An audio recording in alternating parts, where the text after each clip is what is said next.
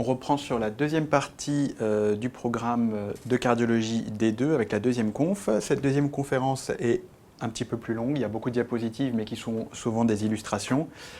On va voir trois choses. La première chose, l'examen clinique en cardiologie. La deuxième, les examens complémentaires en cardiologie qui sont importants. Et enfin, on va revoir les grandes maladies. Je ne reviendrai pas sur celles qui sont traitées dans le premier cours, les maladies des artères coronaires, du péricarde, de l'aorte initiale et sur l'embolie pulmonaire. On va voir un petit peu tout le reste. Donc on commence par l'examen clinique en cardiologie. Donc l'examen clinique en cardiologie est évidemment, comme pour toutes les spécialités, orienté par le motif de consultation et d'hospitalisation du patient. Donc je vous rappelle les quatre grands signes fonctionnels cardiovasculaires qui motivent ces consultations et ces examens. La douleur thoracique, la dyspnée, malaise, syncope, palpitation, vertige, je regroupe tout ça ensemble, et le dernier, la claudication intermittente. L'examen est évidemment complet, mais il est centré sur l'appareil cardiovasculaire. Il s'associe à un interrogatoire qui est également complet et centré sur les antécédents cardiovasculaires et les facteurs de risque. Ensuite, un examen physique du patient. Et enfin, on le complète par des examens complémentaires, d'abord biologiques, puis non biologiques, qui sont assez standardisés. Donc l'interrogatoire est classique. On revient d'abord sur les antécédents personnels du patient, médicaux, chirurgicaux et surtout cardiologiques. On recherche les allergies et des traitements éventuellement pris par les patients. Ensuite, les antécédents familiaux, d'abord cardiologiques, puisque la présence d'antécédents cardiologiques dans la famille est un facteur de risque pour le patient, et les autres antécédents familiaux. Les facteurs de risque, il faut les rechercher, les dépister, il faudra les traiter. Donc les facteurs de risque cardiovasculaires sont ceux qui sont liés statistiquement avec la survenue d'athérosclérose, et l'athérosclérose est responsable d'une grande pathologie cardiovasculaire, en particulier tous les syndromes coronariens. Donc d'abord le tabagisme, actif, passif, on le quantifie en nombre de paquets années, le nombre de paquets fumés par jour par un patient en fonction du nombre d'années. On recherche une hypertension artérielle, traitée ou non traitée, une hypercholestérolémie, une élévation du LDL cholestérol, le mauvais cholestérol ou des triglycérides. On recherche la présence d'un diabète, insulino ou non insulinodépendant, est-ce qu'il est traité, est-ce qu'il est compliqué. On va rechercher la présence d'une surcharge pondérale en calculant le body mass index, l'indice de masse corporelle, poids sur taille au carré. On recherche d'autres facteurs de risque comme la sédentarité, le stress, la présence d'un certain nombre d'apnées du sommeil, etc., etc. Donc on les recherche à l'interrogatoire, il faudra aussi les rechercher biologiquement en faisant à jeun un certain nombre de bilans, en particulier lipides et glycémie à jeun. Les symptômes. Donc, le patient consulte pour un symptôme. Comme on l'a vu dans le premier cours de sémiologie, il faut voir l'ancienneté, le mode de survenue, brutal, d'abord à l'effort puis au repos, est-ce que c'est progressif, donc les circonstances.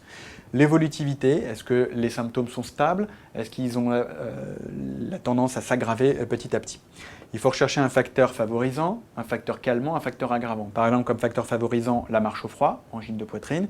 Comme facteur calmant, le repos, l'antéflexion. Ou comme facteur aggravant, la marche ou autre. Des signes associés, par exemple avec une dyspnée, est-ce qu'il y a des expectorations, crachats, des hémoptysies ou des douleurs thoraciques. Et puis la tolérance. Il faut toujours voir si les symptômes sont bien tolérés ou pas. S'ils sont mal tolérés, il faut d'abord traiter les symptômes en urgence, puis rechercher la cause. Dans le cas contraire, on va faire un bilan complet, standardisé à notre patient. D'abord, après l'avoir interrogé, on va mesurer les constances vitales pour voir la tolérance. Donc les constances vitales systématiques, c'est d'abord la fréquence cardiaque, normalement entre 50 et 70. On va chercher une tachycardie, qui peut être due à un réflexe cardiaque à une maladie, ou une bradycardie, qui est beaucoup plus péjorative. La fréquence respiratoire, qui est intéressante surtout en cas de dyspnée, normalement 10 à 15 amplitudes par minute. On va rechercher une tachypnée ou une polypnée si c'est augmenté, ou une bradypnée si c'est diminué. La pression artérielle, qu'il faut théoriquement mesurer aux deux bras, normalement elle doit être inférieure à 14,9. Il faut chercher une hypertension sévère ou une hypotension qui peut être due à un choc. Ensuite, dans la dyspnée, on va mesurer la saturation en air ambiant grâce à un ceinturomètre qu'on voit là, qu'on met au bout du doigt, et normalement elle est entre 95 et 100%. Enfin, la température, qui peut être élevée en cas de pneumopathie, par exemple de péricardite, 37,5 normalement. Pour la pression artérielle et la fréquence cardiaque, on va s'aider d'un certain nombre d'appareils, toujours du stéthoscope et du tensiomètre, mais actuellement on a des tensiomètres automatiques, donc on n'a pas forcément besoin. Donc on voit ici le médecin qui prend la tension avec un brassard qui va se gonfler au niveau de l'artère humérale de la patiente. Le stéthoscope est glissé sous le tensiomètre. On gonfle et on va voir ici sur le manomètre la pression artérielle et on dégonfle, on va entendre des bruits qu'on appelle des bruits de Korotkov, un premier et un deuxième bruit qui sont des bruits de pression artérielle diastolique et systolique.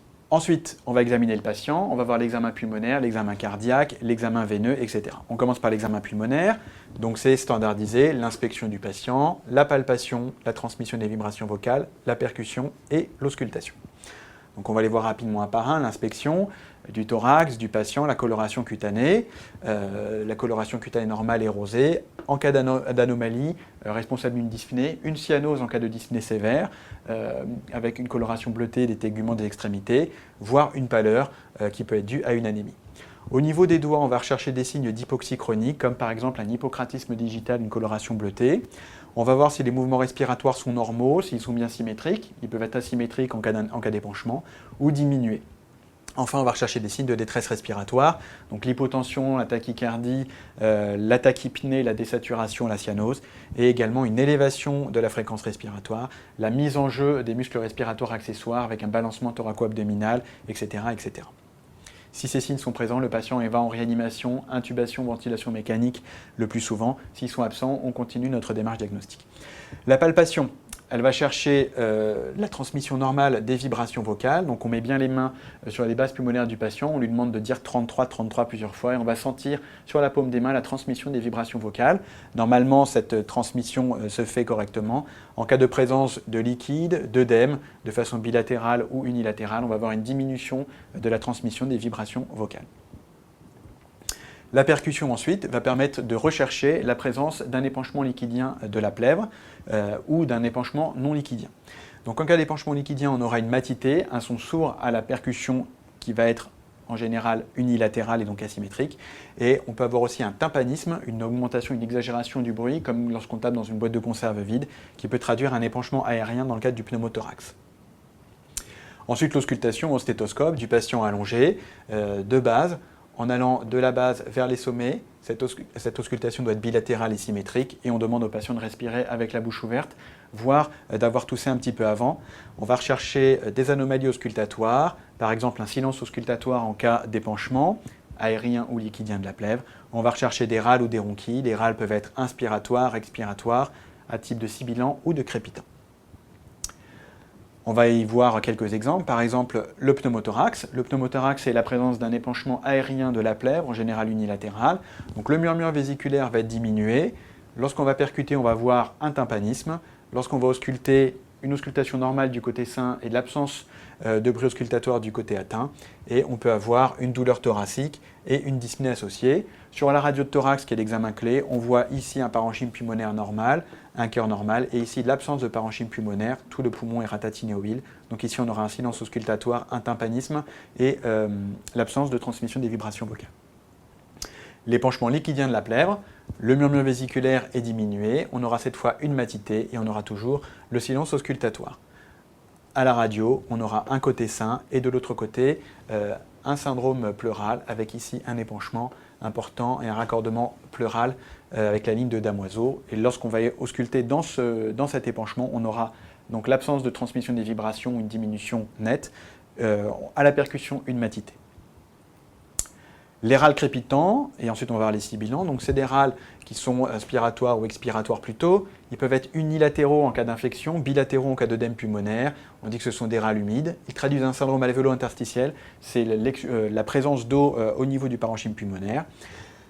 Et l'examen clé pour confirmer, ça va être la radio de thorax. Donc ici on a des râles crépitants qu'on va entendre uniquement sur le lobe supérieur droit, chez un patient infecté, donc une pneumonie. Et dans le cadre de l'œdème pulmonaire qui est souvent dû à l'insuffisance cardiaque, on peut avoir un syndrome interstitiel, donc des râles crépitants, bilatéraux, diffus, pouvant aller jusqu'au sommet et qui sont confirmés par la radio de thorax. Dans le cadre d'une insuffisance cardiaque, on va avoir un défaut de contraction ou de remplissage du cœur, une augmentation des pressions intracardiaques. Cette augmentation de pression va se traduire dans le ventricule, dans l'oreillette gauche, dans les veines pulmonaires, puis au niveau des capillaires pulmonaires. Et lorsqu'il y a une augmentation de pression, il va y avoir une sortie des capillaires pulmonaires d'eau et de sel. Il va y avoir donc un œdème qui va se retrouver au niveau des poumons. Pour faire diminuer cette eau et ce sel, les traitements à utiliser sont les diurétiques de l'anse qui vont les faire uriner. Et donc ici, on a une cardiomégalie avec la présence d'un œdème alvéolo-interstitiel avec bronchogramme aérien bilatéral et symétrique chez un patient où il y a une cardiopathie sous-jacente. À présent, l'examen cardiaque. L'examen cardiaque commence toujours normalement par la palpation, mais actuellement on l'utilise assez peu et c'est assez pauvre. Ce qu'on va rechercher, c'est la présence d'un frémissement, donc une perception anormale sous la paume de la main dans les aires cardiaques qui traduit la présence d'un souffle important. Ensuite, on va voir le choc de pointe, qui peut être déplacé en bas et à gauche en cas de cardiomégalie importante. Et dans certains cas, dans l'insuffisance cardiaque droite, le signe de Harzer, le positionnement du pouce au niveau du creux épigastrique va permettre de ressentir une impulsion en cas d'hypertrophie ou de dilatation du ventricule droit. Donc voilà par exemple comment se passe la palpation cardiaque, mais qui est assez pauvre en dehors du frémissement par rapport aux examens complémentaires ou au reste de l'examen cardiaque. Ensuite, l'auscultation, qui se fait avec un stéthoscope, adulte ou pédiatrique en fonction des patients.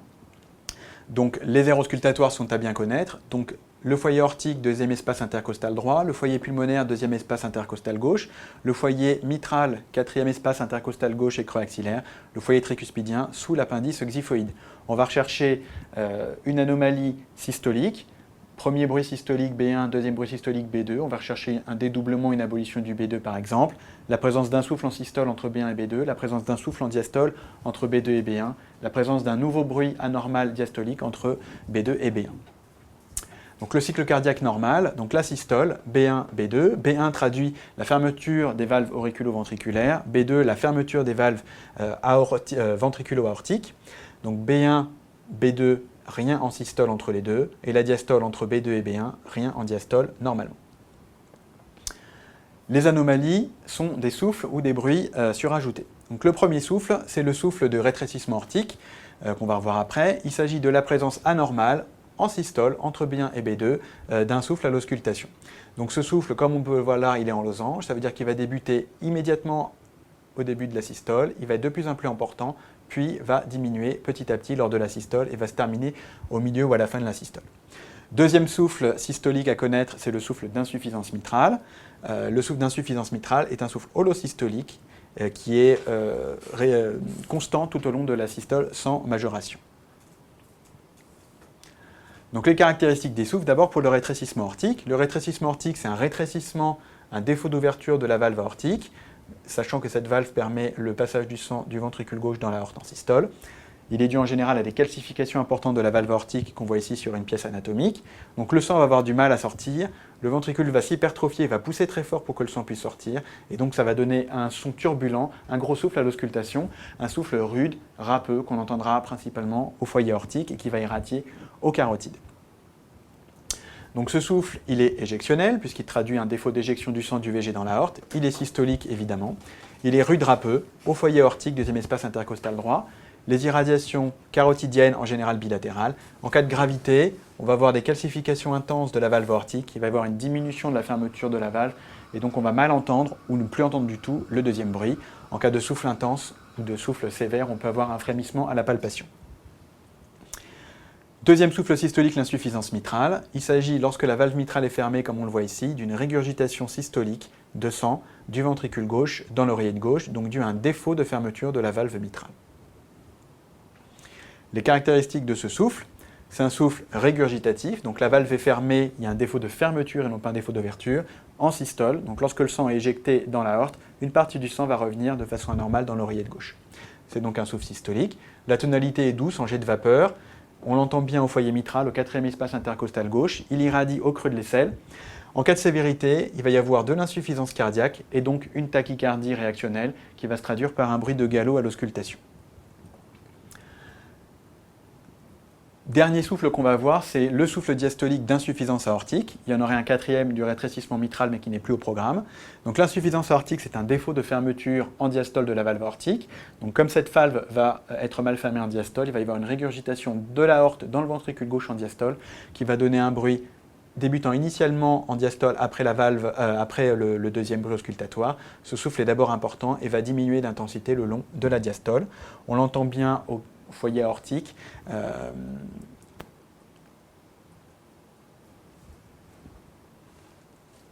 On voit ici des images d'échographie, une coupe ici permettant de voir la valve aortique qui est fermée, donc on est bien en diastole, la valve mitrale est ouverte, et on voit ici une régurgitation diastolique de sang de l'aorte jusque dans le ventricule gauche. On retrouve ici l'aorte qui est mal fermée avec une régurgitation anormale de sang.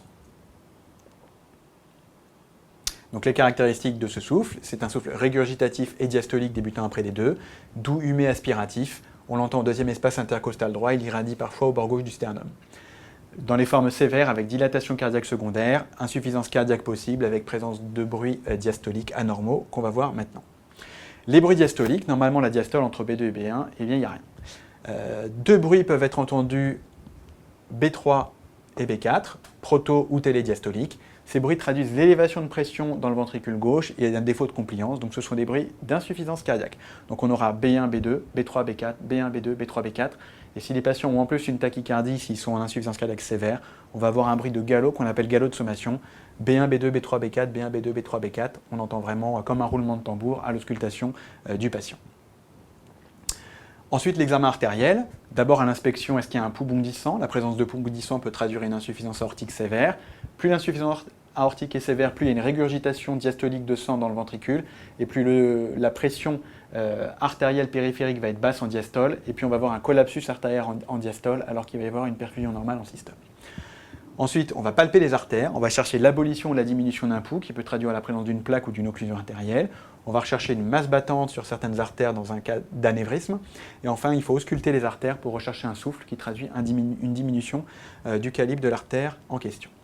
Alors les artères qu'on étudie principalement sont les artères carotides, donc qui sont facilement palpables et auscultables. L'aorte abdominale est difficilement auscultable, mais c'est surtout à la palpation et sur des examens complémentaires d'imagerie qu'on va voir s'il y a des anévrismes ou des rétrécissements. Et les fémorales sont également facilement palpables et auscultables. Il faut également analyser les artères poplitées, tibiales antérieures et pédieuses. L'examen abdominal, palpation, rechercher une hépatomégalie, une ascite, percussion, rechercher également une hépatomégalie, une ascite, et auscultation pour l'aorte abdominale qui est en général assez pauvre. Donc l'hépatomégalie est plus ou moins douloureuse, l'augmentation anormale de la taille du foie. On va rechercher l'expansion systolique du foie qui peut traduire une insuffisance cardiaque droite. On va rechercher de l'acide qui peut traduire une insuffisance cardiaque droite. Et on va également rechercher tous les autres signes d'insuffisance cardiaque droite, comme on le verra juste après. Donc on a par exemple ici un patient cirrhotique avec une augmentation du volume abdominal, la présence évidente de liquide, et à la palpation on va voir une hépatomégalie dure, il s'agit ici d'une cirrhose. La percussion et la palpation du foie permettent de voir s'il y a une augmentation de la taille du foie et voir si le bord inférieur du foie est bien mousse. Donc voilà, on voit ici par exemple un examen de palpation du foie qui recherche une hépatomégalie et une anomalie du bord inférieur. Ensuite, on va examiner les veines. L'examen des veines est en général pauvre. On va rechercher au niveau des veines jugulaires une tursation jugulaire qui traduit une insuffisance cardiaque droite, un reflux hépatojugulaire. En appuyant sur le foie, on va avoir une augmentation anormale de pression dans le réseau droit due à une insuffisance cardiaque droite et donc une majoration de la turgescence jugulaire. Les autres signes d'insuffisance cardiaque droite sont la présence d'œdème des membres inférieurs bilatéraux symétriques prenant le godet et éventuellement on va rechercher une insuffisance veineuse. À la palpation, on va surtout voir s'il y a une prise de godet et s'il y a une dilatation des veines des membres inférieurs variqueuses. Donc on a par exemple ici chez ce patient une turgescence jugulaire spontanée et lorsqu'on va appuyer sur le foie, on risque d'avoir une majoration de cette turgescence qu'on appelle le reflux hépatojugulaire. Ensuite, on va rechercher des œdèmes. Donc les œdèmes sont ici évidents et à la palpation, on va rechercher une prise de godet, ça veut dire que l'œdème va garder la marque du pouce qui va palper l'œdème. Les derniers signes d'examen, la présence d'ulcères veineux ou artériels et la présence de cordons variqueux comme ici. En conclusion, donc on a vu comment examiner un patient en cardiologie.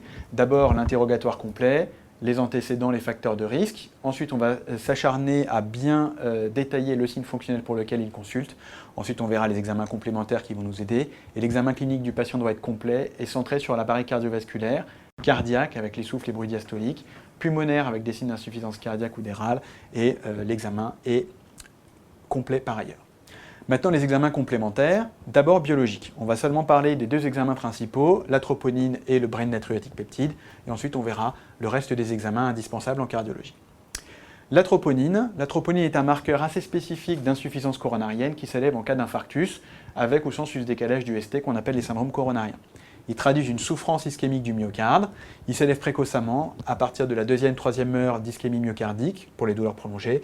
Et plus ils sont élevés, plus ils peuvent traduire une ischémie étendue. Certains faux positifs sont à connaître, en particulier les patients ayant une grosse infection, un gros syndrome septique et une insuffisance rénale sévère. Deuxième marqueur important, le BNP, Brain Natriurétique Peptide. Il s'agit d'un vasodilatateur synthétisé au niveau cardiaque lorsqu'il y a une dilatation du cœur dans le cadre de l'insuffisance cardiaque.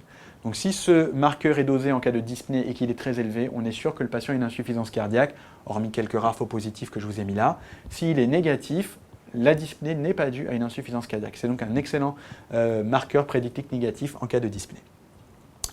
Les autres examens, donc les examens non biologiques, on va commencer par l'électrocardiogramme qui est fondamental. L'ECG enregistre l'activité électrique du cœur. L'activité électrique du cœur est spontanée et autonome, elle débute une eau sinusale, ensuite elle se transmet au nœud auriculo-ventriculaire, après la dépolarisation des oreillettes qui traduit leur contraction, et ensuite il va y avoir une dépolarisation des ventricules, ils vont se contracter, puis une repolarisation, et ainsi de suite, ainsi de suite. Les indications de l'électro, c'est quasiment tout patient se présentant en cardiologie, soit pour un signe fonctionnel, soit pour des facteurs de risque à titre de dépistage. On va commencer par la réalisation de l'électrocardiogramme, qu'il est indispensable de connaître. Donc d'abord, on va positionner nos électrodes standards, rouge et noir au bras droit et à la jambe droite, jaune et vert au bras gauche et à la jambe gauche, puis les précordiales, V1, V2, V3, V4, V5, V6, qu'on positionne comme ici, au deuxième espace intercostal droit et gauche, sous-mammaire gauche, axillaire gauche et entre les précordiales ici pour V4. Les postérieures et ventriculaires droites, V7, V8, V9 positionnés comme ici, ventriculaire droite en symétrique de V2, V3, seulement en cas de douleur thoracique pour rechercher les anomalies de repolarisation postérieure ou ventriculaire droite. Ce qu'on va analyser, c'est donc les dépolarisations et la repolarisation. Donc je rappelle que tout commence au niveau du nœud sinusal qui est automatique, dépolarisation des deux oreillettes, influx auriculo-ventriculaire qui est l'espace PR, puis nœud auriculo-ventriculaire et dépolarisation des deux ventricules grâce à l'activation du faisceau de His et Purkinje. Ce qu'on va analyser, c'est la fréquence cardiaque, voir s'il y a une tachycardie, une bradycardie, le rythme cardiaque, est-ce qu'il est bien sinusal ou est-ce qu'il y a une arythmie cardiaque. On analyse la dépolarisation des oreillettes avec l'onde P, la transmission de l'influx auriculo-ventriculaire avec l'espace PR, les QRS qui traduisent la dépolarisation des ventricules, et ensuite l'anomalie qu'on va rechercher majeure en cas de cardiopathie ischémique ou douleur thoracique, onde T, segment ST, anomalie de repolarisation. Ensuite on regarde s'il y a une anomalie du QT, la repolarisation des ventricules se fait-elle normalement. Et une autre chose importante qui peut être anormale dans certaines pathologies, c'est le calcul de l'axe du cœur. Donc voilà un électro normal. On voit que le rythme est régulier et bien sinusal, puisqu'il y a d'abord une oreillette avant chaque ventricule. La fréquence cardiaque est d'environ 300, 150, 175 par minute, qui est une fréquence cardiaque normale. L'axe du cœur, on regarde la positivité des QRS en D1 et en AVF, c'est positif, donc c'est un axe normal. On va regarder si nos ondes P sont trop amples ou trop larges, ici elles sont normales. On regarde si notre espace PR est allongé, ici il est normal. On recherche des anomalies au niveau des QRS qui ici sont fins et de la repolarisation qui ici est normale. Donc là on a un électro normal. On va voir maintenant une par une les anomalies possibles. Première anomalie, anomalie de la fréquence, donc la bradycardie. Une fréquence cardiaque sinusale avec une onde P devant tous les QRS, mais une fréquence anormalement basse, ici à moins de 50 par minute. Ici, on a une tachycardie, on a des ondes P avant nos QRS qui sont normaux, mais on a un rythme cardiaque accéléré à environ 120 par minute. Ensuite, on va regarder si le rythme est sinusal. La définition du rythme sinusal, c'est que chaque ventriculogramme est précédé d'une dépolarisation auriculaire. C'est bien les oreillettes qui entraînent la dépolarisation des ventricules. Donc une onde P devant tous les QRS. Les ondes P sont surtout visibles et à analyser en D2. Certains patients n'ont plus de dépolarisation des oreillettes, comme par exemple dans la fibrillation auriculaire. Là, le rythme n'est plus sinusal et il est en général irrégulier. Ensuite, on va rechercher des extrasystoles. Ici, auriculaire, c'est un complexe PQRS normal, mais qui arrive prématurément, donc c'est banal. Ici, une extrasystole ventriculaire. On a un QRS large, donc qui vient uniquement des ventricules. Sans onde P devant, il vient bien des ventricules. Ensuite, on va analyser l'onde P. Une onde P normale dans son amplitude et dans sa largeur. Deux types d'anomalies. L'hypertrophie auriculaire droite, où l'onde P va être anormalement ample, et l'autre anomalie, c'est l'hypertrophie auriculaire gauche, où les ondes P vont être bifides et biphasiques en D2 et en V1, qui traduisent en général une dilatation des oreillettes gauche ou droite. Ensuite, on va mesurer l'espace PR, la conduction auriculo-ventriculaire, la transmission de l'influx entre les oreillettes et les ventricules. Un PR normal doit faire entre 0,12 et 0,20 secondes. En cas d'élévation ou d'allongement anormal du PR fixé constant, on parle de bloc auriculo-ventriculaire, BAV du premier degré. Donc on a par exemple un PR supérieur à 0,20 fixe et constant. En général, cette anomalie ne se traduit cliniquement par rien. Deuxième type de bloc, le BAV du deuxième degré, Mobitz 1. Il s'agit d'un allongement progressif de l'espace PR jusqu'à une onde P bloquée, en général non syncopale, une période qu'on appelle la période de Luciani-Wenkebach, LW, et on repart. Un PR normal, un PR qui s'allonge, un PR qui s'allonge, un PR qui va s'allonger, jusqu'à de nouveau une onde P bloquée. Troisième type de BAV, le BAV du deuxième degré, le type Mobitz 2. Cette fois-ci, il va y avoir une onde P bloquée sans qu'on s'y attende. On a par exemple ici un PR normal et une onde P qui ne conduit pas, une pause, un PR normal, une onde P qui ne conduit pas. Donc ces anomalies sont inattendues, elles sont situées en général plus bas au niveau du faisceau du vis et sont syncopales. Troisième type de bloc, ce qu'on appelle le bloc complet, où les oreillettes vont battre à leur propre compte dans leur coin et les ventricules vont battre à leur propre compte dans leur coin, en général de façon très lente. Ici on voit par exemple des oreillettes régulières, constantes, sans aucune activité ventriculaire, donc gros risque syncopal. On les retrouve ici toujours, dissociées des ventricules qui battent à leur propre compte ici. BAV complet ou BAV3. Ensuite, l'axe des QRS, pour faire vraiment simple, on regarde la positivité des QRS en D1 et en AVF. Si c'est toujours positif en D1 AVF, l'axe est normal. Positif en D1, négatif en AVF, l'axe est dévié à gauche. Négatif en D1, positif en AVF, l'axe est dévié à droite. Ensuite, les hypertrophies. On recherche surtout une hypertrophie ventriculaire gauche en mesurant l'indice de Sokolov, S en V1 et R en V5, qui, lorsqu'il est supérieur à 30 ou 35 mm, traduit une HVG. On regarde s'il s'agit d'une HVG diastolique, les ondes T sont positives en V5-V6, et systolique, les ondes T sont négatives en V5-V6. On continue, on avance sur les QRS, on recherche un élargissement anormal des QRS en cas de bloc de branche. Le bloc de branche gauche, un aspect R exclusif en V5-V6 avec QRS large, voire RSR' ici, et un aspect QS en V1-V2. Le bloc de branche droit, élargissement des QRS, aspect RSR' en V1-V2 avec onde T négative, et aspect grand R, grand S avec onde S traînante en V5-V6. On continue notre interprétation de l'électro en recherchant des anomalies de la repolarisation de l'onde T. On va rechercher des ondes T anormalement positives ou négatives, un segment ST sus-décalé ou sous-décalé. Une des anomalies vraiment à connaître très tôt, c'est le sus-décalage du segment ST qu'on peut voir ici en D2, D3, AVF et V5-V6.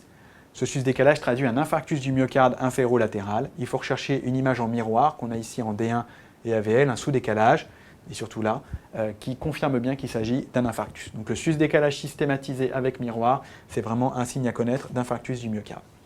Ici, on a un sus-décalage typique en V1, V2, V3, V4, V5, V6, et un sous-décalage en miroir dans les dérivations inférieures, infarctus antéroseptal avec miroir. En cas d'angor sans infarctus, on peut avoir des anomalies de l'onde T ou du segment ST. Une onde T peut être anormalement positive, négativée, et il peut y avoir un sous-décalage du segment ST comme visible ici. Enfin, dans la péricardite, comme vous le verrez dans le cours sur les douleurs thoraciques de la première partie des confs de D2, on a un sus-décalage qui est non systématisé, qui est diffus du ST, et parfois un sous-décalage du segment PR sans miroir. On va voir maintenant des anomalies du rythme cardiaque, les tachycardies. Les tachycardies peuvent être sinusales, c'est simplement l'accélération de la fréquence cardiaque avec une onde P devant les QRS. Les tachycardies peuvent être non sinusales et être auriculaires, naître des oreillettes. Il y en a en gros deux types. La première est la fibrillation auriculaire, c'est la dépolarisation anarchique des oreillettes sans contraction franche.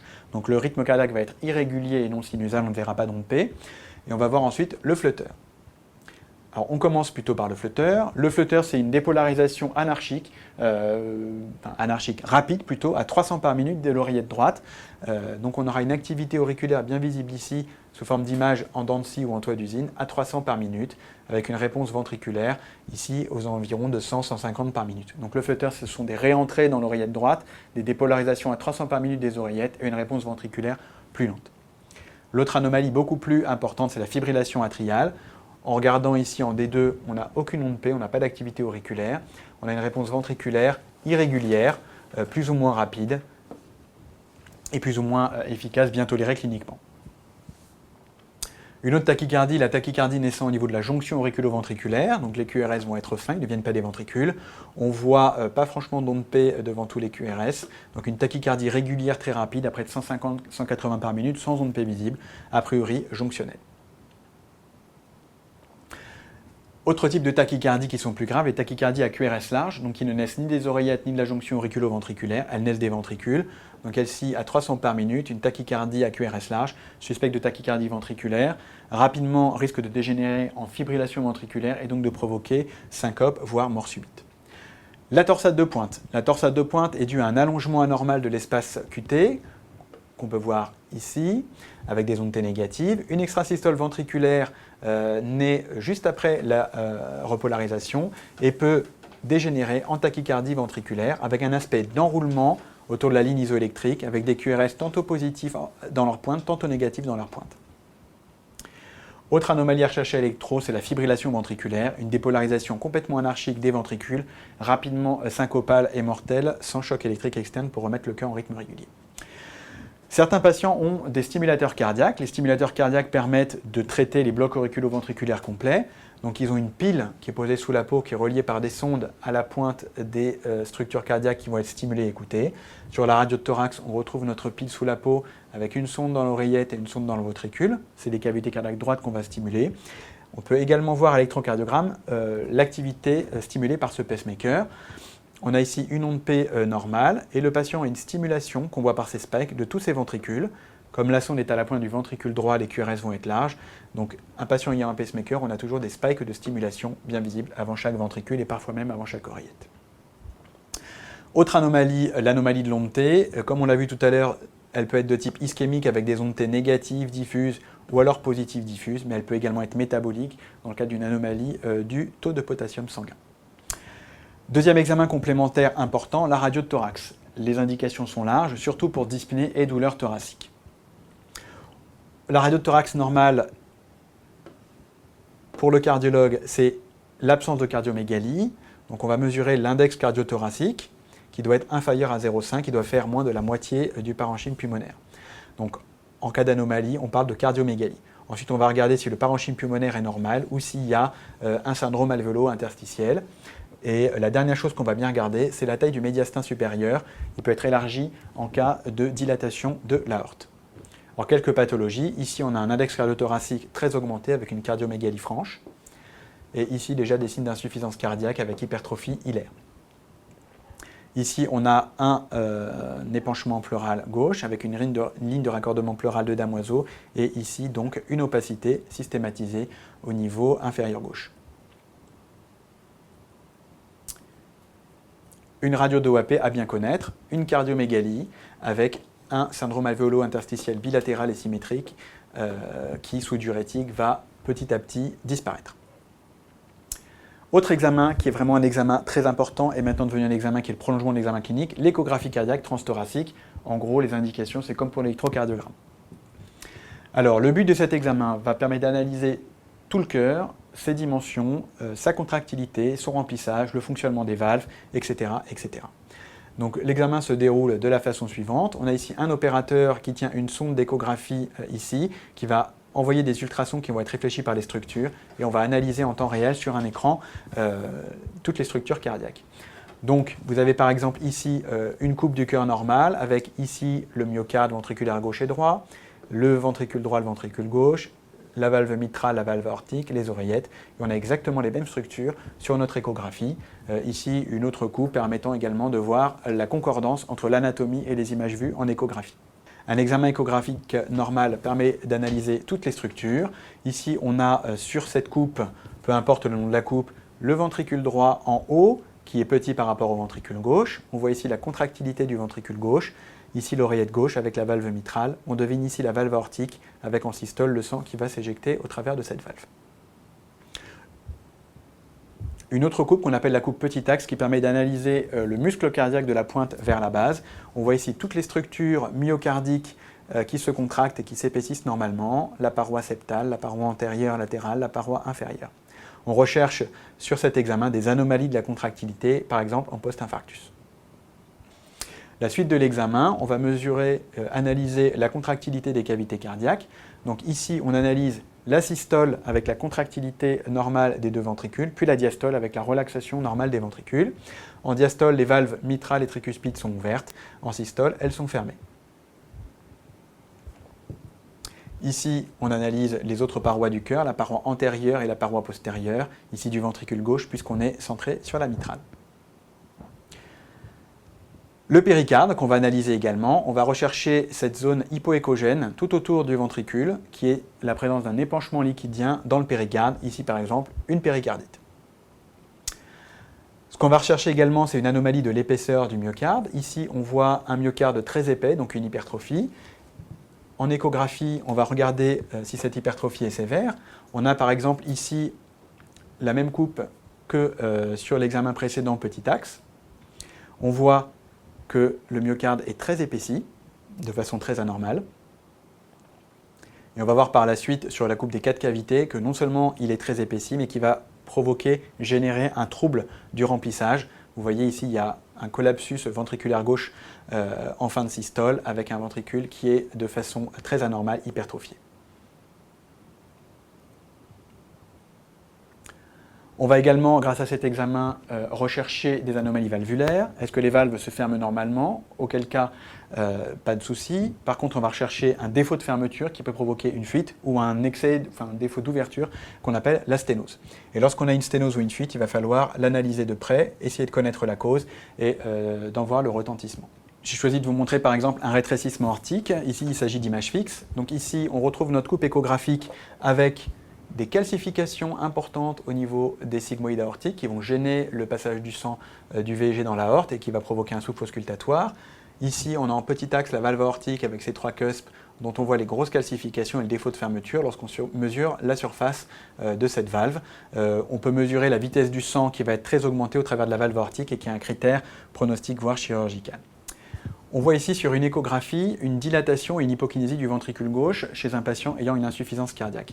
Donc vous voyez par rapport à l'examen normal de tout à l'heure que le ventricule gauche a une taille très importante, le ventricule droit a une taille normale. On voit ici l'ouverture mitrale et tricuspidienne et vous voyez que la contractilité est très mauvaise du ventricule gauche. Elle est diminuée de plus de la moitié par rapport à la normale. Donc comme le ventricule gauche va être hypokinétique, il va y avoir une augmentation de pression dans le cœur avec des risques importants d'insuffisance cardiaque. Ici, on a une autre échographie où on voit une anomalie de la cinétique segmentaire localisée sur toute la pointe du myocarde. Il s'agit d'un patient ayant fait un infarctus de la pointe du cœur ancien. Vous voyez qu'à l'échographie, on peut analyser toutes les pathologies cardiaques. Ici, une anomalie valvulaire qu'on appelle l'endocardite. L'endocarde est ce qui tapisse toute la paroi interne du cœur, en particulier les valves. En cas d'infection généralisée avec septicémie, il risque d'y avoir une localisation cardiaque. La localisation cardiaque se traduit par une image de végétation. Ça va être un amas infectieux appendu sur une valve qui peut détruire la valve et provoquer des fuites importantes. Donc ici, vous avez une image fixe avec un ventricule gauche et une oreillette gauche. La valve mitrale est fermée, on est donc en systole. Et vous voyez appendu à la valve mitrale une infection qu'on appelle une végétation. On peut analyser en temps réel ces végétations. Donc ici, on a une coupe cardiaque avec le ventricule gauche, la valve aortique, le ventricule droit en haut, et ici la valve mitrale. Et vous voyez appendu sur la grande valve mitrale une végétation qui risque à terme de détruire la valve mitrale et qu'il faudra probablement opérer à ce moment-là. Autre examen, l'échographie cardiaque n'est pas forcément suffisante, surtout pour analyser certaines choses comme l'oreillette ou l'auricule gauche. On peut faire une échographie transœsophagienne. Le principe est, sous anesthésie locale voire générale, de passer une sonde comme une sonde d'endoscope dans l'œsophage du patient. On cale la sonde au contact de l'œsophage et on va être au plus près des cavités cardiaques. Donc la sonde est ici dans l'œsophage et on est face aux oreillettes cardiaques, gauche, droite. On peut analyser beaucoup mieux que tout à l'heure les valves, le ventricule, et différentes coupes vont nous permettre d'analyser en particulier la présence ou l'absence d'un thrombus dans les cavités cardiaques droite ou gauche. On voit par ici une coupe d'échographie transœsophagienne dans l'oreillette gauche permettant de parfaitement analyser une végétation sur la valve mitrale, ici une autre appendue à la valve aortique. On voit maintenant une échographie transœsophagienne avec une anomalie sur la valve aortique qu'on voit ici, une végétation appendue sur les sigmoïdes, donc une endocardite aortique. L'autre intérêt de cet examen est, avant une réduction pour une arythmie, de rechercher un caillot dans les cavités cardiaques, en particulier l'oreillette gauche et surtout l'auricule gauche, qui est cette petite structure qu'on ne peut pas détailler en échographie cardiaque transthoracique. On va continuer notre exploration des examens complémentaires en cardiologie avec l'ECG d'effort. Les indications, c'est l'angor d'effort en général ou l'exploration à l'effort de certaines anomalies du rythme cardiaque. On a ici le cardiologue avec le patient installé, un électrocardiogramme, un brassard à tension. Le patient va réaliser un effort de plus en plus important. Et on va analyser ses symptômes. Est-ce qu'il présente une douleur thoracique à l'effort, un essoufflement anormal à l'effort? On va analyser son électrocardiogramme en fonction des paliers de l'effort et on va voir s'il y a une adaptation tensionnelle normale à l'effort. Donc par exemple, un patient ayant un angor d'effort clinique, on va le faire pédaler, on va voir si la douleur est reproduite à un effort de vélo, on va voir si ça se traduit électriquement par des anomalies de la repolarisation. Parfois cet examen est insuffisant, on va s'aider au pic de l'effort de l'injection d'un traceur, qu'on appelle le thallium ou autre, qui va permettre de faire une scintigraphie et faire des coupes du cœur à l'effort puis au repos. On a par exemple ici à l'effort en rouge une fixation normale du traceur sur le myocarde et ici l'absence de fixation sur la paroi inférieure. On fait des coupes de repos et on voit toujours l'absence de fixation sur la paroi inférieure. Il s'agit donc d'une nécrose inférieure non réversible, un patient ayant fait un infarctus complet chez qui on ne va pas proposer de revascularisation puisque à l'effort et au repos, on a exactement la même image. On peut également analyser grâce à une IRM ou à l'échographie à l'effort chez des patients ne pouvant pas provoquer l'effort sous un médicament qu'on appelle la dobutamine. La dobutamine va accélérer la fréquence cardiaque, va accélérer la contractilité cardiaque et chez les patients ne pouvant pas faire d'effort, va pouvoir mimer un effort. On prend par exemple le cas d'un patient obèse ou ne pouvant pas réaliser l'effort sur vélo. Donc on va lui injecter ce produit, lui faire une IRM ou une échographie et voir si à l'effort il y a des anomalies de la contractilité cardiaque. On continue avec la coronarographie. La coronarographie est un examen avec l'injection d'un produit de contraste qui permet d'analyser les artères coronaires. C'est un examen qui est invasif. Pour arriver aux artères coronaires, il faut faire une ponction artérielle périphérique, donc avec un risque de complications. On va pouvoir voir grâce à cet examen s'il y a des rétrécissements, des anomalies de naissance, des occlusions sur les artères coronaires et on pourra dans le même temps, dans certains cas, les traiter en les dilatant. Donc l'examen se réalise sous conditions d'asepsie chirurgicale avec ici un dispositif d'imagerie permettant de réaliser plusieurs coupes chez un patient sous anesthésie locale. L'examen va permettre d'analyser la présence ou l'absence de rétrécissement sur les artères coronaires. Ici le réseau coronaire gauche, tronc commun coronaire gauche, IVA, circonflexe, pas de rétrécissement. On va voir sur l'autre coupe la deuxième artère coronaire, la coronaire droite, avec l'absence de rétrécissement. Dans certains cas, il y a une occlusion ou un rétrécissement artériel. Ici, on a une sténose serrée sur l'IVA. Ici, une occlusion, c'est un infarctus inférieur de la coronaire droite au deuxième segment qu'on va pouvoir traiter dans le même temps. Donc l'autre intérêt est l'intérêt thérapeutique. Ici, par exemple, pour l'occlusion de la coronaire droite, on passe le guide et on gonfle le ballonnet qui permet de réouvrir l'artère. Et ici, on va voir le résultat final avec la récupération de tout le lit d'aval de cette coronaire droite qui était occluse. Autre examen, le Doppler vasculaire, donc qui sert à analyser la bonne circulation sanguine au niveau artériel périphérique et également au niveau veineux. Donc c'est un examen qui est indiqué lorsqu'on a une suspicion de phlébite ou d'artériopathie des membres inférieurs. Donc vous voyez, c'est des ultrasons qui vont être émis sur tous les réseaux artériels et qui vont permettre de rechercher un rétrécissement ou une thrombose. D'autres examens sont actuellement un peu plus anecdotiques. Le scanner cardiaque, qui permet d'analyser les structures cardiaques et également les artères coronaires de façon moins invasive qu'une coronarographie. Donc on peut avoir des images reconstruites en 3 dimensions avec ici l'aorte initiale, le sinus de Valsalva, la naissance et le cheminement des artères coronaires. Ici, une coupe centrée sur un stent sur une artère coronaire. Un autre examen est l'IRM cardiaque dont les indications sont de plus en plus larges, mais qui sont limitées par les difficultés de l'obtenir. Donc c'est un examen qui n'est pas opérateur dépendant, qui permet d'analyser toutes les structures cardiaques à l'effort sous dobutamine par exemple, enfin un équivalent d'effort, la dobutamine, ou au repos. On peut voir par exemple ici sur cette coupe d'IRM l'équivalent d'une coupe parasternale d'échographie cardiaque. On a ici la structure ventriculaire gauche, le ventricule droit, la valve aortique, la racine de l'aorte, la valve mitrale et l'oreillette gauche. Donc un examen vraiment séduisant mais qui est un petit peu limité par sa disponibilité. Autre examen complémentaire, plutôt qu'examen complémentaire on va dire thérapeutique, c'est le choc électrique externe qui peut permettre de réduire certaines arythmies cardiaques en urgence quand elles sont ventriculaires, de façon programmée quand elles sont auriculaires. Le patient est endormi et on va lui apposer des patchs de défibrillateur, soit manuellement, soit des patchs reliés en antéro-postérieur à un appareil et simplement en appuyant sur un bouton, on va défibriller le patient et remettre, comme vous voyez ici, on passe d'une fibrillation à rythme normal, le patient en rythme sinusal. Je reviens sur le pacemaker. Le pacemaker est un boîtier intelligent qui va permettre d'écouter et de stimuler les cavités cardiaques en cas d'anomalie, en cas de trouble de la conduction sévère par exemple. Ce boîtier va être relié à des sondes qui vont être fixées aux extrémités de l'oreillette et du ventricule droit en général et qui vont permettre de les stimuler.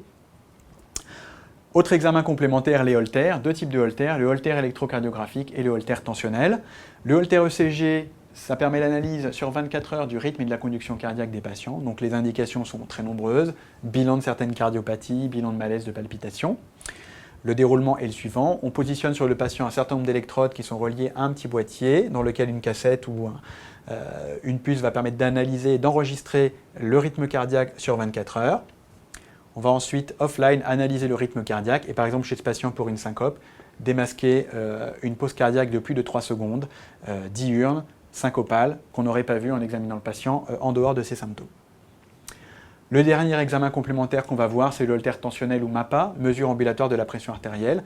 C'est indiqué actuellement puisque souvent les patients ont une hypertension lorsqu'ils vont consulter, mais en dehors du contexte de stress de la consultation, n'ont plus d'hypertension. Donc ça permet d'éliminer ce qu'on appelle l'effet blouse blanche. Donc c'est comme pour tout à l'heure, un boîtier qui va être relié à un brassard cette fois-ci, qui va se gonfler de façon régulière la journée et la nuit, et qui va permettre d'analyser le profil tensionnel du patient. Ici, une hypertension artérielle avec des systoliques aux alentours de 15 en permanence, durant la journée et même pendant la nuit. En conclusion, donc les examens complémentaires biologiques et non biologiques sont indispensables en cardiologie. C'est le prolongement de l'examen clinique. La triade, on va dire, indispensable, obligatoire, c'est ECG, échographie cardiaque-transthoracique, radio. Pour les maladies coronaires, ensuite ça va être soit le scanner, le test d'effort, la scintigraphie d'effort et la coronarographie. Pour l'essoufflement, vraiment l'échographie cardiaque et voir l'angioscanner dans certains cas. On va terminer avec le dernier cours qui va permettre de revoir les grandes maladies cardiovasculaires, l'hypertension et l'insuffisance cardiaque. Les autres grandes maladies, la maladie des artères coronaires, du péricarde, l'embolie pulmonaire, ont été traitées dans le premier cours dans les signes fonctionnels cardiovasculaires. Donc on va commencer par l'hypertension artérielle. L'hypertension artérielle est à la fois un facteur de risque cardiovasculaire et une maladie à part entière. La définition, c'est au cabinet du médecin, sur au moins 3 mesures lors de 3 consultations, normalement après plusieurs minutes de repos, soit sur un holter tensionnel, 2 chiffres anormalement élevés de pression artérielle. 140 mm de mercure pour la systolique, 90 mm de mercure pour la diastolique. Dans certains cas, l'insuffisance rénale, le diabète, les chiffres sont même un peu plus bas, 13, 7,5. Comment mesurer la pression artérielle? Grâce à un stéthoscope qui va être glissé sous un brassard à tension. On gonfle le brassard avec une poire et on va voir sur le manomètre la pression artérielle. En dégonflant le brassard, on va entendre des bruits, les bruits de Korotkoff, systolique et diastolique, qui correspondent aux 2 chiffres de pression artérielle. Donc ici, on gonfle d'abord notre brassard avec le stéthoscope sous l'artère humérale par exemple. On le dégonfle petit à petit après l'avoir élevé à une certaine pression. On entend un premier bruit qui correspond à la pression artérielle systolique, puis un deuxième bruit qui correspond à la pression artérielle diastolique. Un chiffre d'épidémiologie, la prévalence, donc c'est une maladie fréquente dans la population, rare chez les sujets jeunes, mais vous voyez qu'à partir de 65-70 ans, plus de 60% de la population générale est atteinte. Le bilan minimal devant la découverte d'une hypertension artérielle. D'abord l'interrogatoire, chercher des symptômes, les antécédents, est-ce qu'il y a d'autres maladies, et les autres facteurs de risque surtout. Tabac, diabète, hypercholestérolémie, obésité, etc. Il faut faire une mesure du risque cardiovasculaire global des patients en recherchant tous leurs facteurs de risque et en essayant de les traiter. On va rechercher certains facteurs favorisants, surtout une alimentation riche en sel. Et ensuite, on va faire le bilan de cette hypertension. Le bilan clinique d'abord, existe-t-il des signes fonctionnels? Ce sont des signes non spécifiques. En général, des maux de tête en cas de poussée tensionnelle, des douleurs dans la poitrine, des bourdonnements d'oreilles, des troubles visuels et parfois un épistaxis, un saignement nasal en cas de poussée tensionnelle importante. On mesure les autres constantes, on va examiner complètement notre patient et on va débuter le bilan de l'hypertension. Le bilan minimal recommandé par l'Organisme mondial de la santé, le bilan des complications potentielles, surtout si le patient a un cumul de facteurs de risque, et dans certains cas, on va voir après, un bilan étiologique. Le bilan OMS, ce qui est recommandé devant toute découverte d'hypertension, est d'abord de dépister le diabète et l'hypercholestérolémie par un bilan biologique à jeun, de rechercher une insuffisance rénale secondaire, de rechercher une hypokaliémie, puisque l'hypertension peut s'associer à l'hypokaliémie dans certains cas. En cas d'hypokaliémie, et uniquement en cas d'hypokaliémie, il faudra rechercher une perte urinaire anormale de potassium en faisant un ionogramme urinaire. On va rechercher également une hyperuricémie, une anomalie de l'hématocrite. et une bandelette urinaire pour rechercher un retentissement rénal, une protéinurie, une hématurie. Il faut également assez largement faire un électrocardiogramme de repos, voire une échographie cardiaque en cas d'hypertrophie. Ensuite, dans les cas d'hypertension artérielle chronique ou associée à d'autres facteurs de risque, il va falloir faire un dépistage des complications de cette hypertension. Donc vous voyez ici tout le réseau artériel. On va faire un dépistage des anomalies cérébrales en faisant un Doppler des troncs supraortiques, voir s'il y a un encrassement, un fond d'œil pour rechercher une anomalie des artères oculaires. On peut également faire un Doppler de l'aorte abdo pour rechercher un anévrisme et un Doppler des membres inférieurs, surtout si les patients ont un cumul anormal de facteurs de risque. Donc là, évidemment, il faudra raisonner au cas par cas. Donc le bilan des complications est également cardiaque. Les artères coronaires peuvent souffrir du fait d'une hypertension associée ou non à d'autres facteurs de risque. On fait un électrocardiogramme de repos, voire un test d'effort pour rechercher une cardiopathie ischémique. Au niveau cérébral, donc, c'est le scanner en cas de signe et surtout le Doppler des carotides. Fond d'œil pour les atteintes oculaires. Au niveau rénal, on va rechercher l'insuffisance rénale biologiquement, la protéinurie et hématurie. En cas d'anomalie, il ne faudra pas hésiter à faire un Doppler des artères rénales ou une échographie rénale. Le bilan étiologique, donc on est rarement face à un patient ayant une hypertension secondaire. Dans plus de 90% des cas, l'hypertension est idiopathique, primitive, sans cause. Dans les 10% restants, il s'agit d'anomalies rares, mais qu'on peut traiter, rénales ou hormonales, qui peuvent provoquer une hypertension. Les indications, c'est les patients très jeunes, avec une hypertension sévère, ou une hypertension résistant à un traitement lourd de l'hypertension.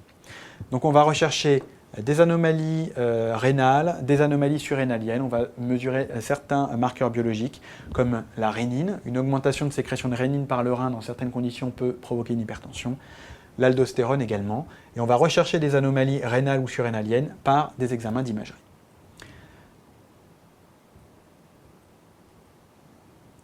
Alors, les causes de l'hypertension, donc comme on vient de le voir, dans quasiment 100% des cas, on n'en retrouve jamais, donc on ne les recherche pas, sauf dans des cas bien précis. On parle d'hypertension essentielle. Donc le reste des cas est divisé en gros en causes rénovasculaires, donc des rétrécissements sur des artères rénales ou une insuffisance rénale vont provoquer un désordre hormonal, l'hypersécrétion par le rein d'un marqueur qu'on appelle la rénine, et cette rénine va provoquer une vasoconstriction au niveau des artères du rein et une hypertension artérielle. Les autres grandes causes sont des causes endocrinologiques, l'hyperaldostéronisme. Il va y avoir une augmentation de synthèse d'aldostérone, une augmentation du taux d'adrénaline sanguin qui peut être due à une anomalie des surrénales, par exemple une tumeur ou une hyperplasie, et qui va provoquer des chiffres élevés en permanence d'hypertension artérielle. Par exemple, l'adénome de Cohn, qui est un adénome isolé d'une glande surrénale, qu'on voit ici sur une angiographie, va provoquer une synthèse anormale d'aldostérone et donc une synthèse anormale d'adrénaline et donc provoquer une hypertension artérielle quasiment permanente. Ici, une angiographie d'un patient ayant une insuffisance rénale associée à une hypertension sévère qui permet d'analyser les artères rénales et on voit ici de façon bilatérale et symétrique des rétrécissements serrés. Le traitement de ces rétrécissements, dans certains cas, permet d'améliorer l'hypertension artérielle et l'insuffisance rénale. Alors quels sont les objectifs? Cette hypertension, il faut la traiter puisqu'elle peut donner des complications majeures. Les objectifs, c'est moins de 14,9 pour un patient présentant une hypertension isolée. Et en cas d'association avec un diabète ou une insuffisance rénale, on va plutôt viser 13, 8,5 par notre traitement médicamenteux. Alors quels sont les risques de cette hypertension en dehors des symptômes et du fait que c'est un facteur de risque cardiovasculaire? Le risque principal, c'est le risque d'accident vasculaire cérébral ou d'accident cardiaque. Donc vous voyez ici sur ce graphique qu'il y a, en fonction du taux élevé de pression artérielle systolique, une élévation très importante du taux d'accident vasculaire cérébral. Donc en traitant cette hypertension, on va diminuer le risque d'accident vasculaire cérébral et de même le risque d'infarctus du myocarde, le risque de syndrome coronarien. Comment traiter l'hypertension? D'abord par des règles hygiéno-diététiques, donc le sel évidemment, restriction sodée, plus ou moins sévère en fonction de la sévérité de l'hypertension. On dépiste et on traite tous les autres facteurs de risque cardiovasculaire. On arrête l'alcool qui peut également provoquer dans certains cas de l'hypertension. Souvent c'est insuffisant, on revoit les patients après avoir corrigé ces facteurs de risque, ils ont toujours de l'hypertension. On va donc débuter un traitement. Les règles d'or, on utilise toujours en premier une molécule à une dose faible, la plus adaptée possible au patient. Et en cas d'insuffisance de ce traitement, il faudra augmenter la dose, changer le médicament ou associer. Donc les différents traitements utilisables sont les bêta-bloquants, les inhibiteurs de l'enzyme de conversion, les antagonistes des récepteurs à l'angiotensine 2, les diurétiques et les calciques. On les utilise un par un et s'ils ne suffisent pas, vous voyez qu'on peut les associer les uns avec les autres. Deuxième grande maladie, pour finir, l'insuffisance cardiaque de l'adulte. Il s'agit d'une des maladies les plus fréquentes en cardiologie. La cause principale, c'est le post-infarctus. Et donc, elle est associée à une grande morbimortalité, donc un véritable problème de santé publique en France. Alors, quelques définitions. D'abord, le cycle cardiaque, comme on l'a vu dans le premier cours. La systole, l'éjection du sang des ventricules dans les aortes, enfin dans les artères aortico-pulmonaires, et la diastole, le remplissage. L'insuffisance cardiaque est définie par l'incapacité du cœur à subvenir aux besoins d'oxygène de l'organisme, soit une anomalie, soit secondaire à une anomalie de la systole, un défaut de contraction, soit une anomalie de la diastole, un défaut de remplissage du ventricule. Un des marqueurs importants pour analyser l'insuffisance cardiaque est la mesure du débit cardiaque. Le débit cardiaque est le produit de la fréquence cardiaque par le volume d'éjection systolique. Le volume d'éjection systolique lui-même dépend de trois choses: la précharge, la postcharge et l'inotropisme. Donc on va voir comment le débit cardiaque va s'adapter en cas d'insuffisance cardiaque. On commence par un petit peu d'épidémiologie. Comme pour l'hypertension, on voit que c'est une maladie plutôt du sujet âgé, qu'en fonction des tranches d'âge, elle est de plus en plus fréquente et de plus en plus sévère. La morbimortalité, en fonction du stade de l'insuffisance cardiaque, pour les patients les plus sévères, elle est à environ 50% à 5 ans, pour les patients moins sévères, 10 à 15%. Alors la physiologie, donc je rappelle cette formule importante, débit cardiaque en litres par minute, fréquence cardiaque multipliée par le volume d'éjection systolique. Le volume d'éjection systolique, en gros, dépend de l'inotropisme cardiaque, de sa capacité propre du cœur à se contracter. Il dépend également du remplissage du cœur, et dépend du volume veineux périphérique, et il dépend aussi de la qualité artérielle périphérique qui va faciliter ou pas l'éjection. Donc, imaginez votre ventricule gauche, sa capacité, son débit dépend de son débit propre, de son remplissage qu'on appelle la précharge, et en gros de tout ce qui va traduire des obstacles à l'éjection qu'on appelle la postcharge. En cas d'insuffisance cardiaque, le débit cardiaque va baisser. Donc l'organisme va s'adapter, soit en augmentant sa fréquence, donc on aura une tachycardie réflexe, soit en augmentant son volume d'éjection systolique, en augmentant sa précharge. Donc certains mécanismes hormonaux vont augmenter le retour veineux périphérique, avec à terme un risque qui est trop d'eau dans l'organisme et d'aggraver l'insuffisance cardiaque. Et on va également avoir la possibilité d'augmenter, d'améliorer la précharge en hypertrophiant un petit peu le muscle cardiaque et les artères. Le risque également, c'est que si le ventricule gauche et si les artères sont trop hypertrophiées, on va aggraver les troubles du remplissage. Donc on va revoir ça petit à petit. Pour maintenir un débit cardiaque correct, il faut augmenter la fréquence cardiaque, améliorer la précharge ou améliorer la postcharge. Pour améliorer la fréquence cardiaque, on va avoir une hyperadrénergie. L'organisme va sécréter de l'adrénaline et de la noradrénaline par les surrénales. Le cœur va s'accélérer, le débit cardiaque va se normaliser. Le problème, c'est qu'au bout d'un moment, le cœur sera toujours rapide et donc va petit à petit se fatiguer. Donc il s'agit d'un mécanisme initialement efficace, mais petit à petit délétère. Alors au niveau thérapeutique, on va essayer de bloquer finalement cette hyperadrénergie en utilisant un traitement bêta-bloquant, exactement l'inverse de l'adrénaline. Pour augmenter sa précharge, donc augmenter ses conditions de charge, le ventricule gauche va avoir tendance à se dilater pour mieux se remplir et il va également provoquer une réabsorption hydrosodée qui va permettre d'augmenter le volume sanguin circulant, ce qui va également améliorer le remplissage du cœur. Donc le cœur va être un peu plus gros, le système veineux périphérique va être un peu plus inflaté, ce qui va au début permettre d'améliorer le débit cardiaque. Petit à petit, le cœur va être tellement gros, il va y avoir tellement de volume sanguin périphérique qu'on va aggraver l'insuffisance cardiaque. Donc de nouveau, un mécanisme d'adaptation délétère qu'il va falloir traiter. Pour traiter l'augmentation veineuse périphérique, ce sera les diurétiques, qui sont la base du traitement, et pour traiter l'excès de dilatation, ce sera les inhibiteurs l'enzyme de conversion. Enfin, l'augmentation de la postcharge. Il va y avoir une augmentation de l'épaisseur du ventricule gauche et de la paroi des artères. Ça va provoquer une hypertension. Ça va petit à petit aggraver l'insuffisance cardiaque. Il va falloir également bloquer ce mécanisme. Ce mécanisme est médié par l'aldostérone. Donc le traitement va être l'anti-aldostérone. Donc on va revoir un petit peu tous ces mécanismes. D'abord l'hyperadrénergie. Donc adrénaline et noradrénaline synthétisées pour augmenter la fréquence cardiaque, ce qui va permettre d'augmenter le débit cardiaque. Donc petit à petit, c'est délétère. Plus le cœur est rapide, plus on risque d'avoir une arythmie. Plus le cœur est rapide, plus on a besoin d'oxygène. Et donc, on va aggraver, finalement, de façon paradoxale, l'insuffisance cardiaque. Donc il va falloir, grâce aux bêta-bloquants, bloquer l'adrénaline et la noradrénaline. Donc les bêta-bloquants vont faire partie du traitement de base de l'insuffisance cardiaque chronique. Autre mécanisme, d'abord l'hypertrophie cardiaque l'augmentation de la post-charge. Elle est médiée, comme on l'a vu tout à l'heure, par le système rénine-angiotensin-aldostérone. Donc le traitement va être l'anti-aldostérone, qu'on appelle l'aldactone. Et pour la précharge, pour limiter la dilatation et l'inflation hydrosodée, les diurétiques et les IEC. On revient un petit peu sur les causes d'insuffisance cardiaque. En général, les patients ont une cardiopathie sous-jacente. La cause la plus fréquente à connaître, c'est la cardiopathie ischémique. Le post-infarctus récent ou ancien, le cœur va moins bien se contracter du fait d'une séquelle de nécrose et donc va augmenter ses pressions. Les autres causes, l'hypertension artérielle, les cardiopathies dilatées, donc une atteinte primitive du muscle cardiaque, et les cardiopathies valvulaires.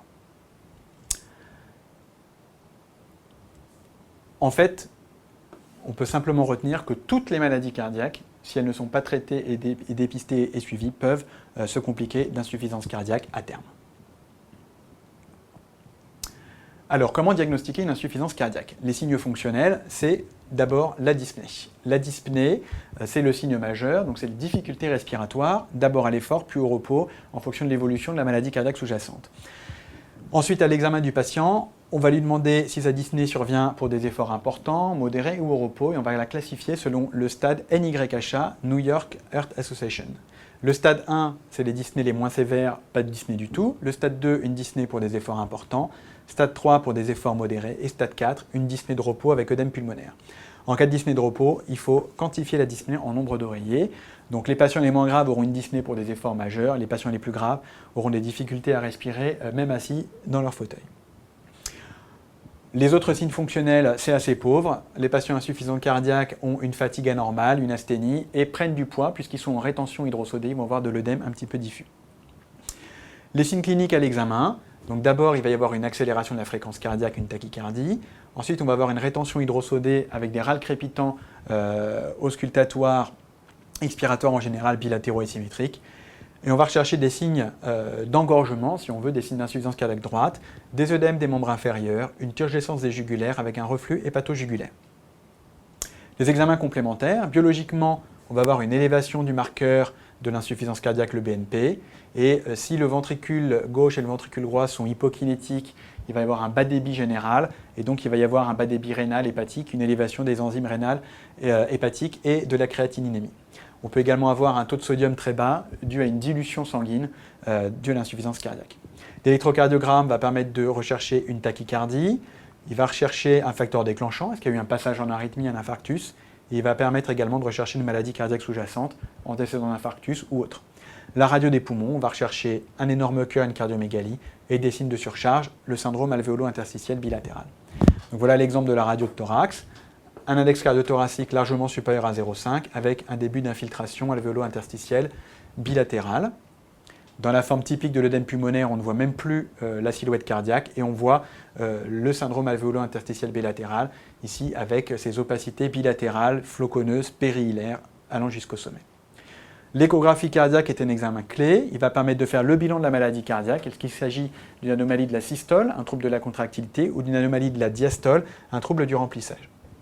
Ici, par exemple, une anomalie systolique, une cardiopathie dilatée, qu'on a vu déjà tout à l'heure, avec une dilatation anormale du ventricule gauche qui risque d'être hypokinétique. Ici, une anomalie plutôt diastolique, avec un ventricule gauche non dilaté, mais très hypertrophié, comme on peut le voir ici.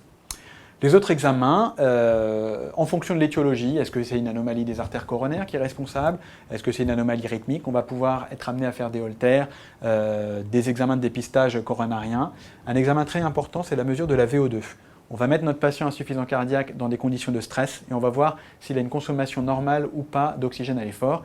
Les patients où il y a une consommation des plus anormales d'oxygène à l'effort peuvent être des candidats à la greffe cardiaque, comme on va le revoir un petit peu tout à l'heure. Juste un mot sur les facteurs déclenchants. Lorsqu'on a une maladie cardiaque chronique, elle peut être stable et à l'occasion d'un facteur déclenchant décompensé. En général, il s'agit d'un trouble du rythme cardiaque, un passage en arythmie mal supporté met le patient en œdème pulmonaire. Il peut s'agir d'une infection, en général virale respiratoire, d'un infarctus, d'une hypertension. Les autres causes qui sont assez fréquentes sont les écarts de régime DSOD et les écarts de traitement de l'insuffisance cardiaque. Juste un mot sur l'œdème aigu pulmonaire, c'est une des formes les plus sévères d'insuffisance cardiaque. Il s'agit d'un tableau d'insuffisance cardiaque de repos, en général aigu, avec des râles crépitants à l'auscultation, des grosses difficultés respiratoires. Le patient est en grande détresse respiratoire. On voit sur cette radio qu'il a une cardiomégalie avec une surcharge bilatérale. L'examen clinique va trouver des râles crépitants bilatéraux symétriques, une tachycardie, une cyanose. On va l'hospitaliser en soins intensifs, lui donner un traitement diurétique pour diminuer cet œdème, éventuellement un dérivé nitré pour calmer l'hypertension et de l'oxygène. Et ensuite, on va rechercher le facteur déclenchant. Est-ce que le patient a fait des écarts de régime? Est-ce qu'il a fait une pneumonie, etc. Il faudra de toute façon chercher et traiter ce facteur déclenchant. Et dans un deuxième temps, redonner un traitement de fond de l'insuffisance cardiaque et rechercher la maladie cardiaque. Donc le traitement doit être étiologique tant que possible, par exemple l'infarctus revascularisé, l'arythmie régularisée. On va dépister les facteurs déclenchants et les traiter ainsi que les facteurs de risque cardiovasculaire. On va limiter évidemment les apports hydrosodés tant que le patient est hospitalisé. On va lutter contre la surcharge en eau et en sel. Donc là, un seul médicament, le diurétique de Lens, qui va faire éliminer par les urines cet excès hydrosodé. Ensuite, on va bloquer les mécanismes délétères de précharge et de post-charge en bloquant le système rénine-angiotensin-aldostérone, inhibiteur de l'enzyme de conversion, antagoniste des récepteurs de l'angiotensine 2, anti-aldostérone. Les bêta-bloquants qu'il faudra débuter à distance de la poussée pour bloquer l'hyperadrénergie et l'oxygène, toujours en cas de poussée d'insuffisance cardiaque. Ici, vous pourrez le voir calmement, c'est une diapositive issue des recommandations de la Société française de cardiologie qui met en fonction du stade NYHA, en fonction du type d'insuffisance cardiaque, quels traitements sont à proposer, mais c'est ce qu'on a retrouvé sur les diapos précédentes. Quelques mots sur chaque traitement. Les inhibiteurs de l'enzyme de conversion, donc ils vont limiter la synthèse d'angiotensine. On peut également utiliser des antagonistes des récepteurs d'angiotensine 2. Ces médicaments ont pour effet de limiter le mécanisme délétère de précharge et de postcharge et de limiter la dilatation du ventricule gauche, donc à utiliser quasi systématiquement. Les diurétiques de Lens sont des médicaments qui vont provoquer une diurèse d'eau et de sel, donc uniquement à visée symptomatique dans l'insuffisance cardiaque. L'anti-aldostérone pour limiter l'effet post-charge et limiter l'hypertrophie secondaire à l'insuffisance cardiaque. Les récepteurs d'angiotensine 2 ont le même effet quasiment que les inhibiteurs de l'enzyme de conversion. Dernier traitement, mais vraiment un des plus importants, le bêta-bloquant, va servir, non pas comme dans la cardiopathie ischémique, à limiter la fréquence cardiaque pour diminuer la consommation d'oxygène, ils vont servir à bloquer l'hyperadrénergie qui aggrave l'insuffisance cardiaque. Alors les autres traitements, dans les formes les plus sévères, quand le ventricule gauche est très très mou, on va être amené à utiliser un traitement inotrope positif. Des bêta-stimulants qui vont avoir pour effet un peu l'effet d'une charge en adrénaline. Ça va améliorer la contraction du ventricule gauche. Ce qu'on peut utiliser, c'est la digoxine, c'est la seule forme orale mais qui marche assez mal. Sinon en intraveineux, l'adrénaline et la dobutamine. Le choix du traitement en fonction du stade NYHA, on ne va évidemment pas donner tous ces médicaments à chaque patient. Stade 1, 2, 3, 4. On voit qu'au stade 1, on utilise un seul de ces traitements et au stade 4, on utilise tout l'arsenal thérapeutique à notre disposition. Donc à discuter au cas par cas. Parfois, dans des cas très rares, chez les patients les plus jeunes et les plus graves, les médicaments ne suffisent pas. Alors là, il faut amener quelque chose. Il faut amener la greffe cardiaque, c'est l'indication. Les cardiopathies sévères avec une inadaptation à l'effort majeure chez les patients les plus jeunes. On change tout au prix d'un lourd traitement anti-rejet. Évidemment, en attendant la greffe cardiaque, on peut être amené à utiliser les inotropes positifs. On peut être amené à utiliser certaines machines qui vont suppléer le cœur de façon temporaire, ce qu'on appelle l'assistance. Et dans certains cas, certains pacemakers vont permettre également d'améliorer de façon transitoire les patients. Alors quel pacemaker utiliser? Le pacemaker de resynchronisation. On l'utilise de plus en plus souvent. Plus le cœur est gros, plus les deux ventricules vont se contracter de façon asynchrone. En les resynchronisant grâce à un certain pacemaker, on peut améliorer un petit peu le débit cardiaque. Donc vous voyez, il faut qu'il y ait un délai de contraction entre le ventricule gauche et le ventricule droit pour que ce soit efficace. La greffe cardiaque, comme je vous l'ai dit tout à l'heure, elle est limitée par la pénurie de greffons, évidemment. Il faut être donneur et l'avoir dit lorsqu'on est vivant. Et on voit que la survie à 5 ans est de 80%, alors que la mortalité à 5 ans est quasiment de 100% sans traitement. Les indications, les insuffisances cardiaques les plus sévères, avec une inadaptation à l'effort marquée chez les sujets les plus jeunes, elle est contre-indiquée après 65 ans. La dernière maladie qu'on va voir rapidement est la fibrillation atriale, qui est une maladie très fréquente en cardiologie, qui est un trouble du rythme cardiaque. Donc la définition, c'est une tachycardie cardiaque irrégulière, une irrégularité du rythme cardiaque, à QRS fin, ça veut dire que cette anomalie naît au niveau des oreillettes. Elle peut être complètement asymptomatique, mais elle peut donner différents symptômes comme des palpitations ou de l'insuffisance cardiaque. Comme on vient de le voir, c'est un des facteurs déclenchants habituels. À l'électrocardiogramme, on a un rythme cardiaque irrégulier avec des QRS fins. On ne voit pas de contraction auriculaire, mais on voit une trémulation de la ligne de base, comme on le voit là. Donc on le voit mieux sur le tracé long, trémulation de la ligne de base avec des ventriculogrammes irréguliers. Donc tachycardie irrégulière, QRS fin, pas d'activité auriculaire, fibrillation auriculaire ou atriale. Les étiologies, on peut voir ici que les cardiopathies sont en première cause, les cardiopathies ischémiques, hypertensives, ici les cardiopathies valvulaires. On peut également avoir d'autres types de cardiopathies un peu plus rares. Dans de très rares cas, les causes sont extracardiaques, une maladie des poumons, une maladie des globules rouges, une anémie ou une hyperthyroïdie peuvent également donner une arythmie cardiaque. Donc bien distinguer les causes cardiaques des causes extracardiaques. Le bilan systématique à faire est rechercher un trouble du potassium, l'hypokaliémie peut donner une arythmie, rechercher une hyperthyroïdie en dosant la TSH qui peut donner également une hyperthyroïdie. Chez les patients avec facteur de risque, on va rechercher un syndrome coronarien associé en dosant la troponine. On fait toujours la radio de thorax, notre échographie cardiaque pour faire le bilan de la cardiopathie sous-jacente, et le Holter ECG des 24 heures pour voir si cette fibrillation est paroxystique, si elle est permanente ou pas. Les complications possibles, pourquoi est-ce que c'est une maladie potentiellement grave? Lorsque le cœur est irrégulier, il y a deux risques majeurs. Le premier, l'insuffisance cardiaque comme on l'a vu. Le deuxième, que le sang stagne dans le cœur et qu'il y ait une formation de thrombus. Et quand il y a un thrombus dans les cavités cardiaques gauches, le risque c'est l'accident embolique périphérique, en particulier l'AVC. Donc on peut voir ici que la fibrillation atriale multiplie par 5 le risque d'AVC. Elle multiplie également de façon significative le risque d'insuffisance cardiaque, d'infarctus et tout simplement de décès d'origine cardiovasculaire. Donc toute fibrillation auriculaire doit être traitée par anticoagulant, si possible, sauf dans certains cas. Les principes du traitement, traiter la crise de l'hypertension et traiter le fond du patient. Donc traiter la crise, c'est régulariser l'hypertension si elle est sévère, la ralentir sinon, et anticoaguler au cas par cas en fonction du risque embolique des patients. Le traitement de fond, c'est toujours se demander s'il faut anticoaguler les patients à vie, toujours se demander s'il faut remettre le cœur régulier. En gros, si c'est symptomatique, oui, sinon, on se contente de ralentir. Si le patient est régularisé, il faudra lui donner un antiarythmique pour éviter qu'il recommence. Si on décide de ne pas le régulariser, de simplement le ralentir, il faut adapter le traitement. Donc sur cette diapo, on a en gros la démarche thérapeutique. Une arythmie cardiaque, on regarde son ancienneté. Si elle est très très récente, le risque de caillot dans le cœur est nul. On peut essayer de la régulariser, ce qu'on appelle une cardioversion, soit en faisant un choc électrique, soit en donnant certains médicaments. Si l'arythmie est plus ancienne, il y a un risque de caillot important, donc il faut, avant de la régulariser, si elle est symptomatique, vérifier qu'il n'y a pas de caillot dans le cœur. Pour ça, on utilise l'échographie transœsophagienne, et s'il n'y a pas de caillot, on peut faire notre réduction. S'il y a un caillot dans le cœur, évidemment, il faudra d'abord anticoaguler. De toute façon, les patients doivent être anticoagulés au moins 3 semaines, 1 mois, qu'ils soient régularisés ou pas, et après on discute du traitement de fond. Comment régulariser une arythmie cardiaque, ce qu'on appelle la cardioversion? Ça peut se faire soit par un choc électrique externe sous anesthésie générale, soit par les médicaments, en particulier l'amiodarone ou la cordarone. Donc je répète la règle d'or, une fibrillation mal tolérée, on doit tenter de la régulariser. Une fibrillation bien tolérée, asymptomatique, on la ralentit simplement aux alentours de 80 par minute. Et dans tous les cas, il faut discuter l'anticoagulation au long cours. Quels patients va-t-on anticoaguler? Les patients qui ont un score de risque embolique le plus important. Pour mesurer le score de risque embolique, on a des critères ou score SHADS-2.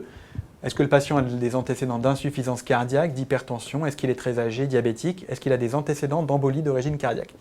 On calcule en ajoutant 1 ou 2 points et on a ainsi le score SHADS du patient. On voit ici que plus le score de SHADS est élevé en allant de 0 à 6, plus les complications thromboemboliques sont importantes. Donc les patients ayant un score de SHADS le plus élevé doivent être traités et ceux ayant un score de SHADS le plus bas ne doivent pas être traités. On a mis à 2 la limite entre les patients devant obligatoirement être traités sauf contre-indication et pas obligatoirement être traités ici. Comment les traiter? Si le score de SHADS est à 0, le risque embolique est faible, on donne rien ou un peu d'antiagrégant. S'il est à 1, on discute antiagrégant ou anticoagulant et à plus de 2 ou à 2, obligatoirement les patients doivent être mis sous AVK. Pour terminer cette diapositive sur le traitement anticoagulant, les AVK sont des traitements qui sont lourds à débuter et lourds à suivre. Il faut rechercher la meilleure zone thérapeutique pour les patients. Un patient sous AVK est anticoagulé par rapport à un patient sans AVK. Son sang va être beaucoup plus fluide. S'il est en surdosage d'anticoagulants, il risque des accidents hémorragiques. S'il est en sous-dosage, le traitement n'est pas efficace. Donc vous voyez ici le risque de saignement et ici le risque d'AVC. On voit que le risque de saignement et d'AVC est le plus bas dans cette zone-là, donc la fourchette thérapeutique qu'on recherche avec notre traitement par AVK. Lorsqu'on est en dessous, le patient risque l'AVC. Lorsqu'on est au-dessus, le patient risque plutôt les AVC. En conclusion, on a vu ici les maladies les plus fréquentes, l'hypertension, l'insuffisance cardiaque, la fibrillation auriculaire. On avait vu dans le premier cours les maladies des coronaires, du péricarde et la dissection aortique. Ces maladies sont fréquentes, elles sont grevées d'une grande morbimortalité, il faut bien les connaître. Au niveau des épreuves nationales classantes, tout est déjà tombé et tout va retomber évidemment, donc à bien connaître. Au niveau de la santé publique, évidemment, comme l'insuffisance cardiaque est la première cause de morbimortalité en France, un problème majeur.